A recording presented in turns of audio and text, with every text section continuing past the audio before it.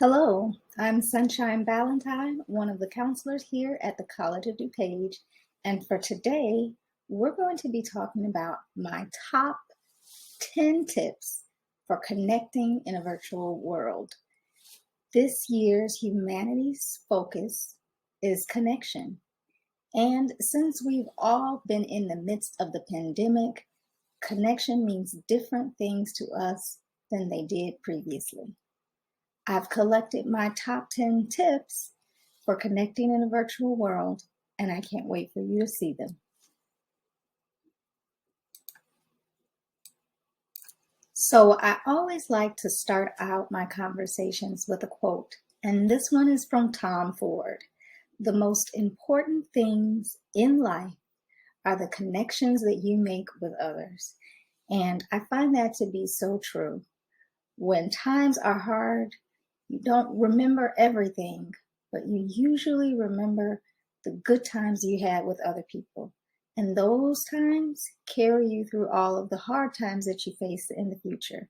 So, connecting is one of the most important things that you can do in life to make you happy. Tip number one, reach out even when you don't feel like reaching out. Psychological studies have shown us that when you feel alone and you feel isolated, you're less likely to reach out to other people because that's the time when you feel the most vulnerable. And you feel like you might be rejected, and your body wants to protect you from that hurt and pain. So it creates these emotions to make you not want to reach out to others, when in fact, that's the very time when you need to reach out more. So I always find it very helpful to reach out even if you don't feel like talking to someone else, because more than likely, once you begin the conversation or you go out and hang out with that friend, you will feel much better in the end. On the other hand, if you don't reach out, this kind of becomes a cycle and becomes a self-fulfilling prophecy and makes you feel bad all the way around. So reach out, even if you don't feel like it. Tip number two, let others know that you want to connect. Now, this might seem like a no-brainer, but you'd be surprised at how many people will reach out more to you if they know it's important to you to reach out.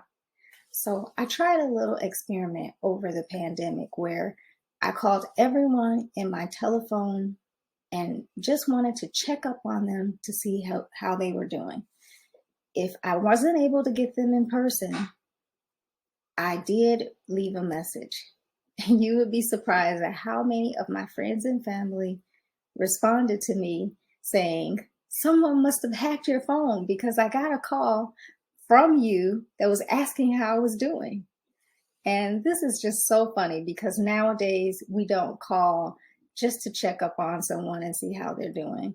That's something that we did long ago, but nowadays we don't do it so much. But after I got a chance to talk to people just to find out how they were in the pandemic, I found out so many things about even people that I talk to on a regular basis that I didn't even know. So it was a great way to catch up with friends and a great way to learn things about people and connect. So it can be kind of intimidating to get started, but just reach out and let people know that it's important for you to start connecting with others, and this is the way you're beginning to do that. If you want to start small, you can even start a group chat just with a few people that you feel comfortable with. Or if you want to get even more high tech, there are tons of devices with connectivity in them. For example, Best Buy has a friendship light that comes in a set of two. And regardless of where these two lights are, they can share the same light settings and they can play simultaneously light concerts in one place and another. And so you and your loved one can be enjoying the same light show, even though you may be miles apart. One of my favorites is the Apple Watch. And the Apple Watch allows you to monitor the heart rate of one of your loved ones, and you can feel that heartbeat in the watch, and you can also tap back your own heartbeat to your loved one. But Apple isn't the only one that has that capability. A company called HB Touch also makes some pretty snazzy rings that allow you to monitor your loved one's heartbeat inside the ring, and it also comes with an app, and they look gorgeous for anything that you're wearing. So these are just a few suggestions, but the important thing is to reach out to someone, let them know you really want to connect with them, and let them know why it's important to you. And you will be surprised at how many people reach back. Tip number 3 and tip number 4. Reactions and chats. So how many of us have been in a Zoom or a virtual conference? I think all of us lately. And one thing that they always have at the bottom is the reaction and the chat section. Now, I want to tell you that you do have to be careful what your audience is. But whenever possible, try to utilize the reaction and the chat feature. It's going to help out the presenter, because being a presenter is hard to present to a sea full of little black boxes and names and not have any facial expressions or reactions from the people that you're speaking to. We don't know if you got it, if you didn't get it, if you hated it, if you loved it.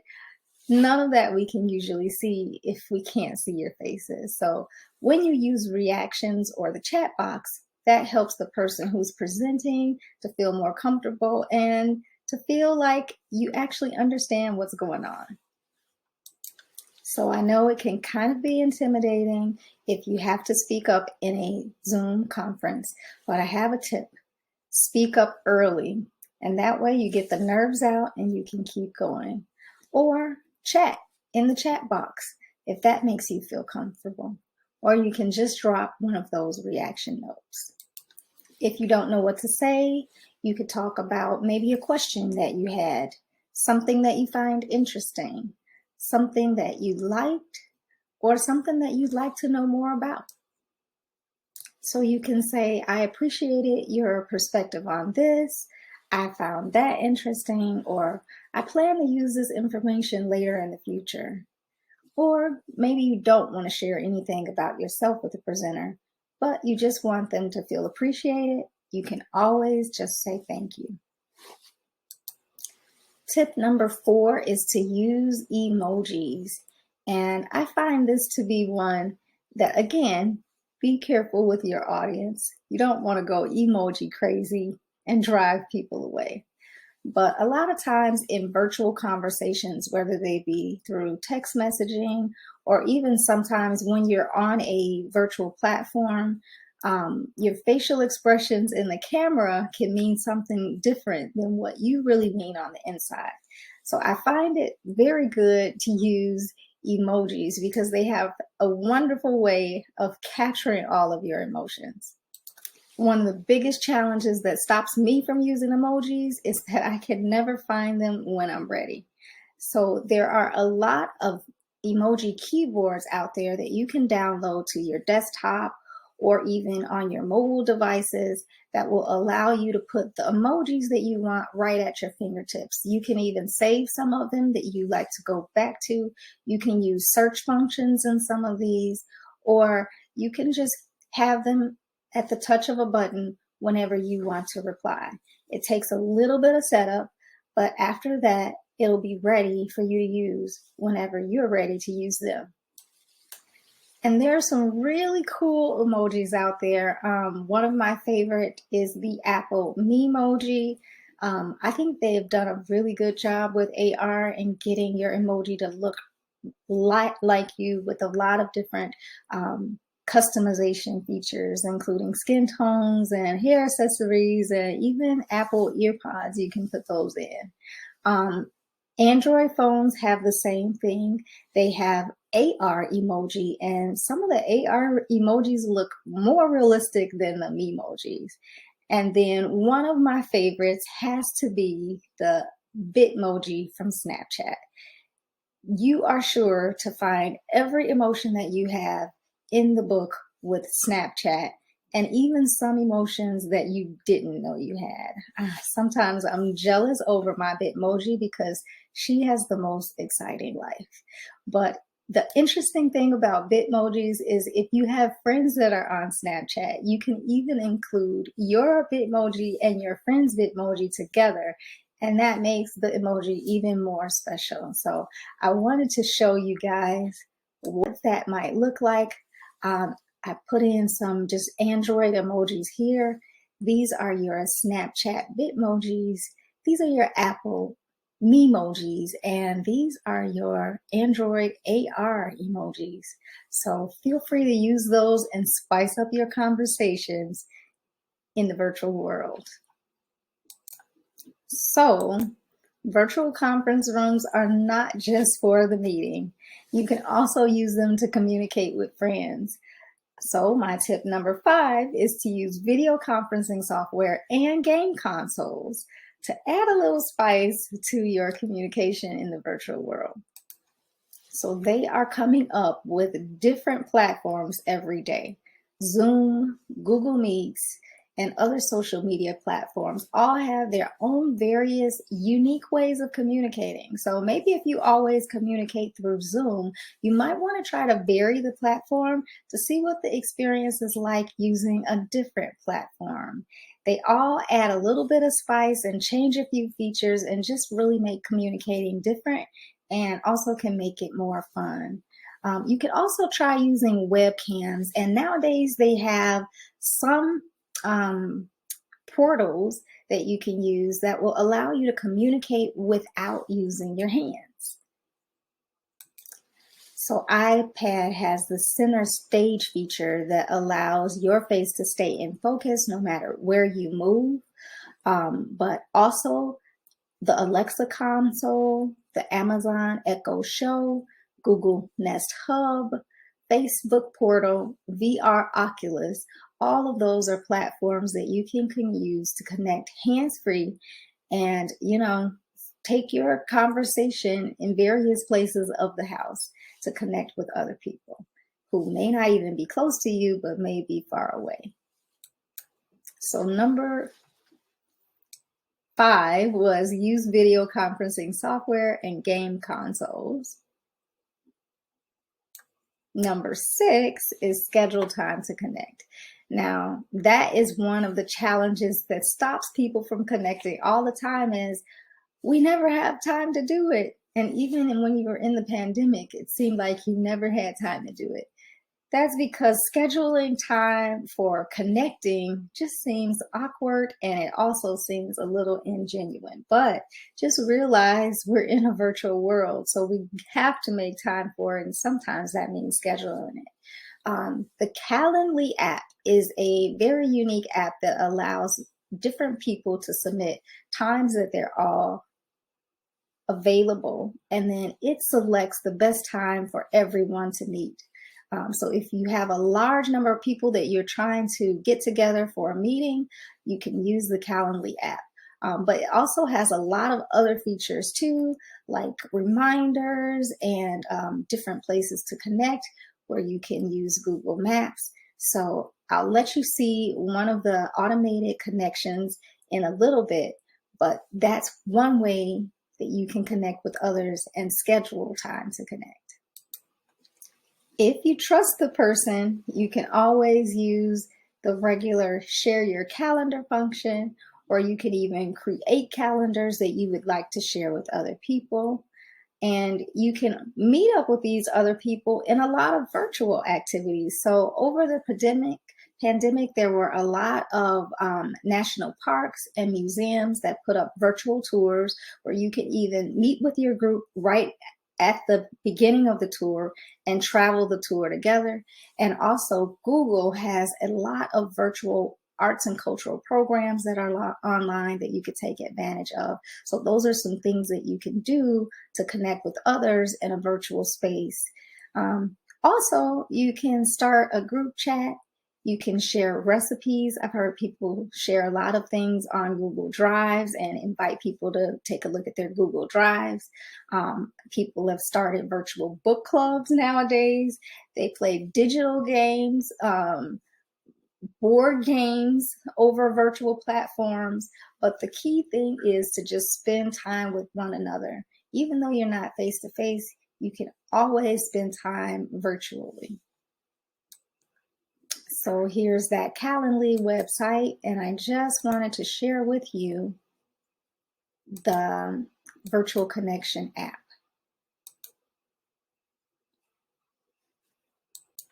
So tip number 7 and tip number 8 are movies and music.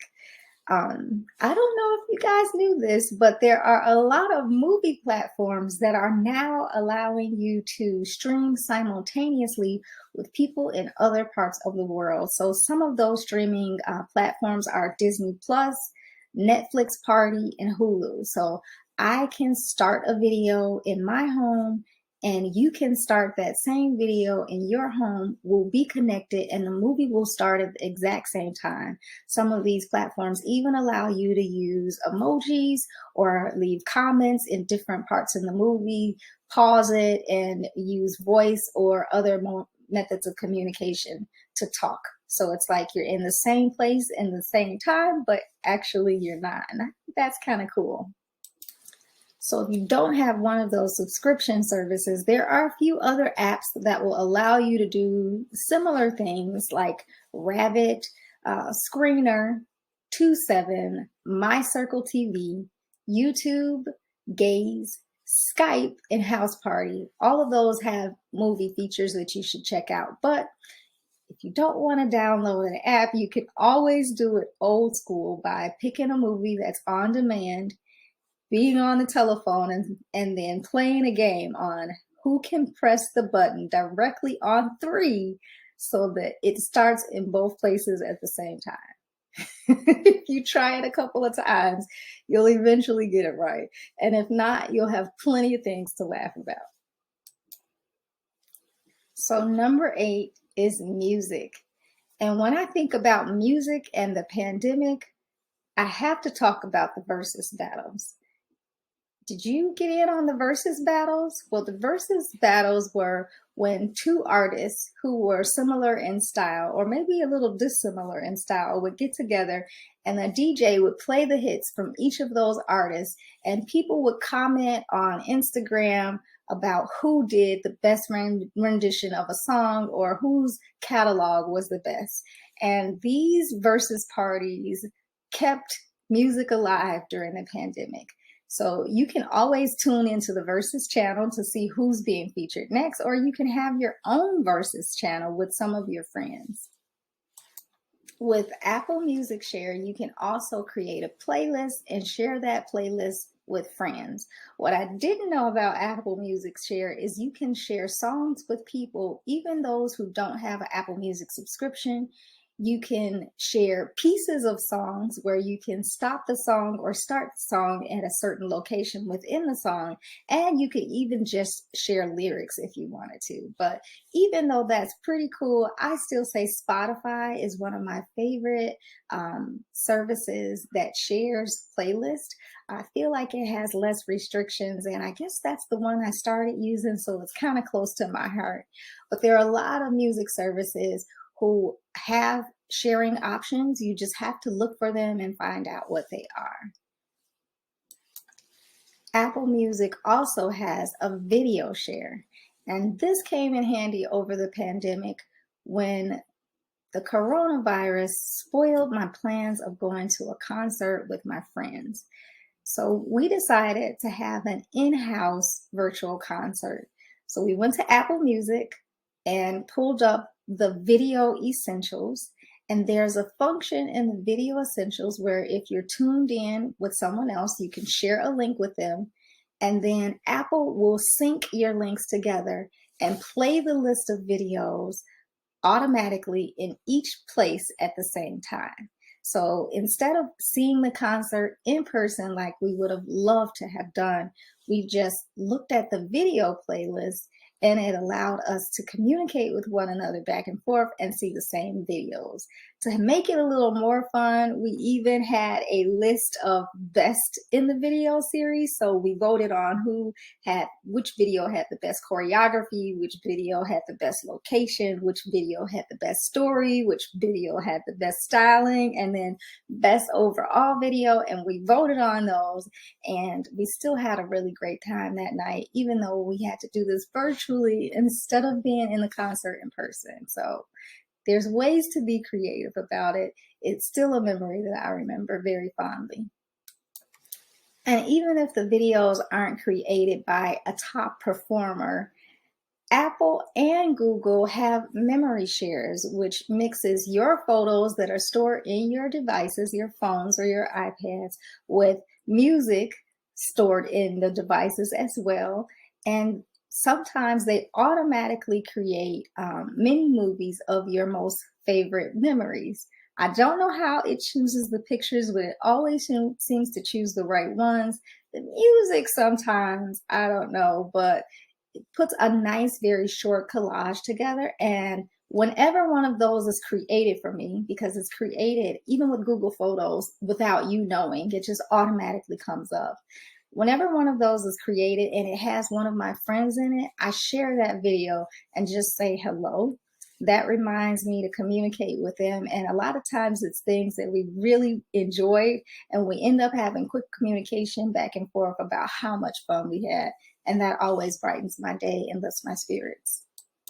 And even if you don't want to share, it's always good to use the function on either your digital frames, the wallpaper on your computer screens, or the screensavers to toggle through some of your favorite pictures. That reminds you of good times, reminds you of friends, and reminds you to reach out just to say hi to someone. So tip number 9 is get help with the problem. Most people like feeling needed. And even if it's just for something that's simple, they really like being connected to you and being able to help you out. So sometimes I have a lot of small things that maybe someone taught me long ago and it reminds me of them, but I can't remember all the steps to it. I'll reach out to them and ask them for help. So it's no wonder that asking for help with a problem really does allow you to grow closer to someone. And number 10, help someone else with a problem also helps you grow closer too. So spending time with someone else and thinking about their problems takes your mind off of your concerns and immerses you into their world. Who knows? You may even learn something new. And in the process, you can help someone else to feel good, be happy, and grow as well. So reach out to other people if you need help with a problem, or if they need help with a problem. And then you can also help someone else. So I use this exact same idea when I needed help putting this presentation together. I have a friend who is very, very hospitable. During the pandemic, she always hosted a lot of virtual parties. She had dance parties, she had karaoke parties, she had game parties. She was one of those people who likes to entertain in person, and she just took it to the virtual world, which was absolutely amazing. So I was asking her, since she does this all the time, how did she connect to the virtual world? And so I called her. I also know she has an Android phone, so she had plenty of Android tips to share with me. But I called her, and she told me that one of the things that they've been into in their family is the metaverse. And I don't know if you've seen it, but over the Super Bowl, there were tons of commercials for the Oculus. So it built up enough excitement in me to want to try out this metaverse. And she was my one friend that I was willing to connect with in the metaverse. Couldn't be a little scary, right?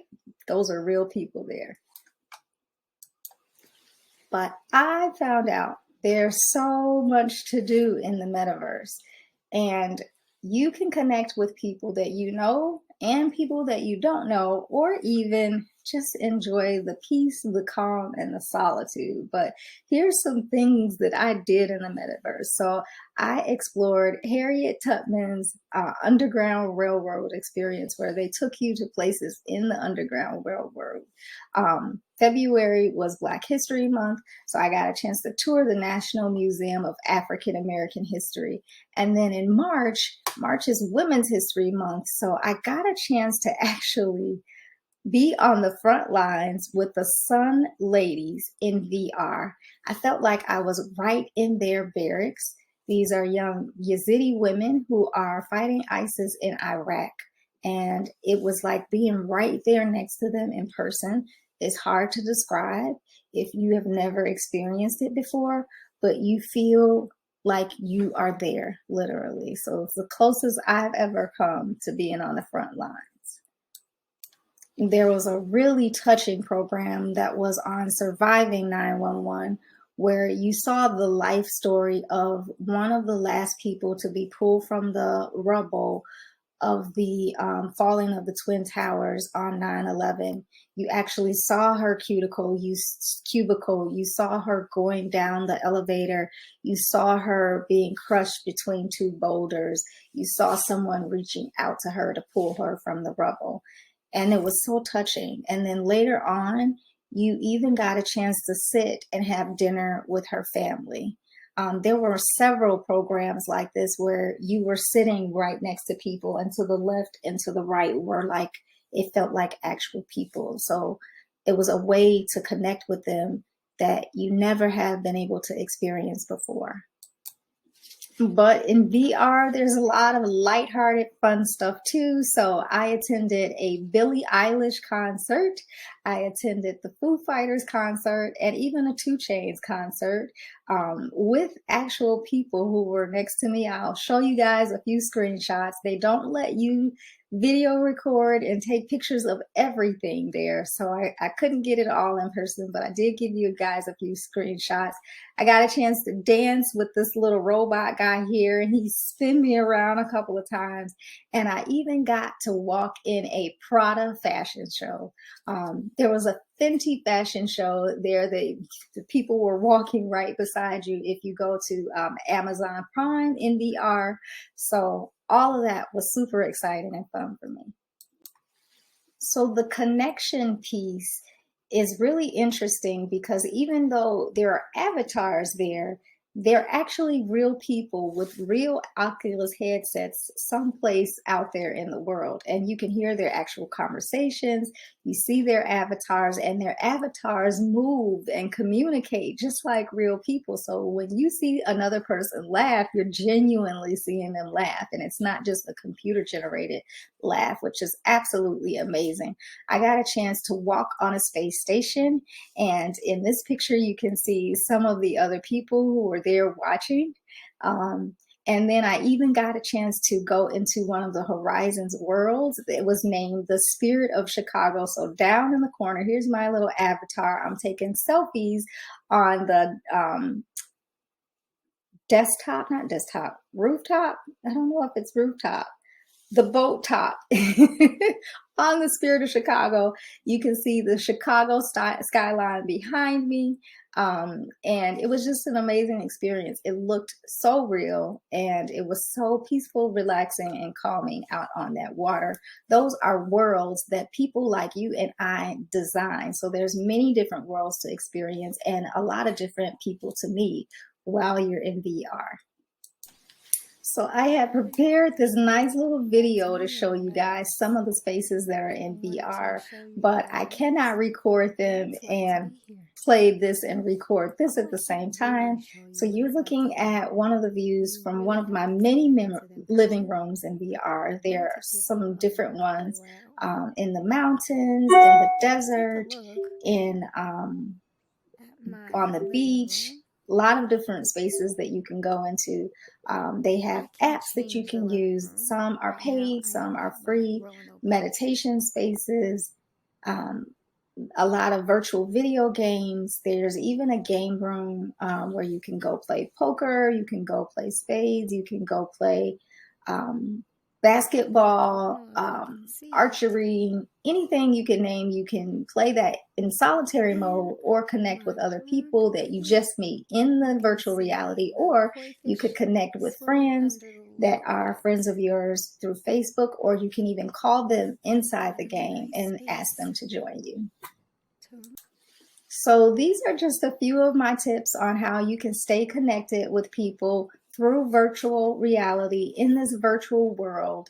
I just want you to consider, I know we're all trying to get used to our new normal, and the new normal might include communicating and connecting with people in ways that we hadn't considered before. So think about, who are the people that you feel most connected to? And then think about, what kinds of things do we like to do together? And then think a little further about how you can expand that to reach someone else or more people, or even include another activity type. So these are just a few of my suggestions. Please feel free to contact me at the College of DuPage if you want to ask me any questions about my VR experience or other ways in which I connected with people that I hadn't connected with in a while during the pandemic. Or if you just want to talk about connections in general, I'm open to this conversation. I hope you enjoyed my top 10 tips, and I look forward to connecting with you in the future. But until I see you again, I want you to stay connected. I'm Sunshine Ballentine, counselor at College of DuPage, and this has been a Humanities Fest presentation. Enjoy!